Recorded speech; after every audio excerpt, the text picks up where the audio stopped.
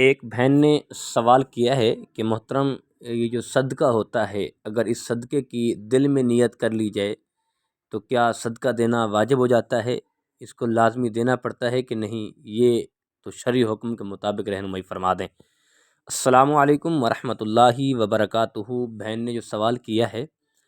اس سوال کے متعلق یہ ہے کہ جب آپ دل میں نیت کرتی ہیں کہ میں صدقہ دینا چاہتی ہوں،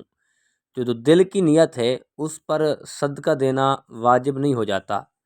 ہاں، صدقہ دینے کا مقصد یہ ہے کہ آپ نے ایک بار زبان سے بول دیا، منہ سے بول دیا، اور دوسرے کان نے سن لیا، یعنی آپ نے بولا اور آپ کے بھی کان نے اگر سن لیا تو پھر آپ پر صدقہ جو ہے واجب ہو جائے گا، پھر آپ کو صدقہ دینا پڑے گا۔ اور اگر آپ نے دل میں، مثال کے طور پر جو منت ہوتی ہے، جیسے دل میں انسان منت مان لیتا ہے،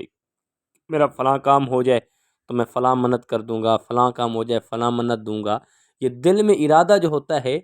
تو اس میں اگر ہاں یہ اللہ تعالیٰ کے ساتھ بندہ وعدہ کرتا ہے تو اللہ تعالیٰ تو دلوں کے راز جانتا ہے،